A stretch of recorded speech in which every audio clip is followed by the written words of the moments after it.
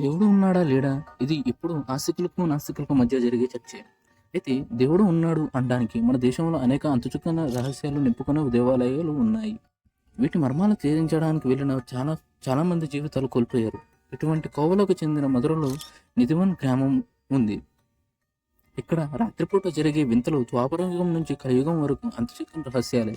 అవేంటో మనం తెలుసుకుందాం పదండి ఫ్రెండ్స్. ఉత్తరప్రదేశ్లోని బృందావన్ అనే గ్రామంలో నిధివన్ అనే గుడి ఉంటుంది ఫ్రెండ్స్. ఒక రహస్య ప్రాంతంగా పిలుస్తారు. ఈ ప్లేస్ ద్వాపర యుగంలో కృష్ణుడు రాధా మధ్యలో అనుబంధంతో ముడిపడి ఉంటుంది.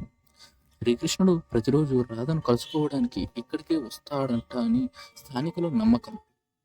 అంతేకాదు రాధాకృష్ణుడు గోపికలతో కలిసి ఇక్కడ రాత్రిపూట నాట్యం కూడా చేస్తారని స్థానికులు చెబుతూ ఉంటారు. ఆ సమయంలో కృష్ణుడు కాపలా కాస్తారట. వారి ఏకాంతాన్ని భంగం కలిగించకుండా చూస్తారని స్థానికులు పురాణాల్లో చెప్తున్నారు. అంతేకాదు ఈ నిధివన్ దగ్గర స్థానికులు ఇల్లు కూడా ఉన్నాయి. అయితే వాటికి కిటికీలు ఉండవు. ఎందుకంటే నిధివన్ వైపు వారి చూపు ఉండకూడదని కిటికీలు పెట్టుకోరు. ఒకవేళ కిటికీలు పెట్టినా వాటి నుంచి నిధివన్ వైపు అస్సలు చూడరంట. అది రాత్రిపూట సమయంలో. నిధివన్లో రాత్రిపూట జరిగే రాసలీలను చూడాలనుకోవడం మహాపాపంగా భావిస్తారు అక్కడ జనాలు. ఎందుకు? సూర్యాస్తమయం అయితే చాలు నిధివన్లో ప్రధాన ఆలయ ద్వారాలు మూసివేస్తారు. ఇక్కడ మనుషులే కాదు, కనీసం పక్షులు కూడా అటువైపు వెళ్ళవు. ఒకవేళ ఎవరైనా నిధివన్లో రాసలీలలో దొంగతనంగా చూడాలని ప్రయత్నిస్తే వారికి మాత్రం పిచ్చి పట్టడం లేదా ప్రాణాలు పోవడం వంటివి జరుగుతాయట. అందుకని సాక్ష్యంగా కొన్నేళ్ల క్రితం జైపూర్కు చెందిన ఒక కృష్ణ భక్తుడు నిధివన్లోకి ఏం జరుగుతుందో చూడాలని దొంగతనంగా అక్కడే ఉండిపోయాడట. రాత్రి ఏం జరిగిందో తెలియదు, కానీ తెల్లవారే సమయానికి ఆయన ప్రవేశ ద్వారంలో కింద పడి ఉన్నాడు. ఆ తర్వాత అతను పిచ్చివాడిగా మారిపోయాడని చాలా మంది చెప్పారు. అలాగే గతంలో కూడా ఒక భక్తుడు ఇలాగే జరిగిందంట. శ్రీకృష్ణుడు రాసలీలలో చూడాలనుకున్నవారు చాలా మంది పిచ్చివాళ్ళు అయినట్టు అక్కడ ఉన్న స్థానికులు చెప్తున్నారు. అయితే ఇక్కడ ఇంకో రహస్యం కూడా ఉంది ఫ్రెండ్స్.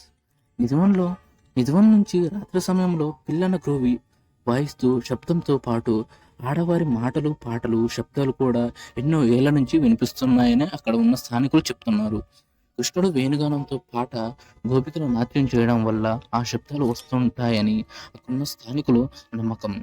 నిధివన్ ఆలయం చుట్టూ పక్కలా ఉండే తులసి చెట్టు చిన్న పరిమాణంలో ఉండటమే కాకుండా ప్రతి రెండు చెట్లు ఒకదానికి ఒకటి వెనవేసుకుని ఉంటాయట. రాత్రి సమయంలో మానవ రూపాన్ని ధరించి గోపికలుగా మారటం, ఆ సమయంలో ఇలా చెట్ల రూపంగా ఉండటం, పగటి సమయంలో ఇలా చెట్ల రూపంలో ఉండటం ఇక్కడ ఉన్న స్థానికులు చెప్పుకుంటున్నారు. అయితే బయట ఉన్న చెట్లకి ఇక్కడ ఉన్న చెట్లకి చాలా అంటే చాలా తేడా ఉంది ఫ్రెండ్స్. సాధారణంగా మనం ఒక చెట్టును ఎలా చూస్తాం? కండం, ఆకులు, కొమ్మలు, వేర్లతోనే కదా.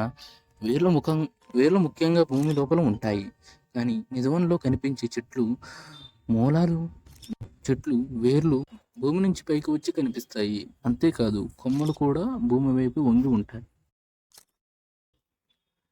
వనం మధ్యలో ఉన్న రంగామహల్లోని రాధాకృష్ణులు నాట్యం ద్వారం ఏకాంతంగా గడుపుతారని అక్కడ ఉన్న పూజారులు చెబుతూ ఉంటారు.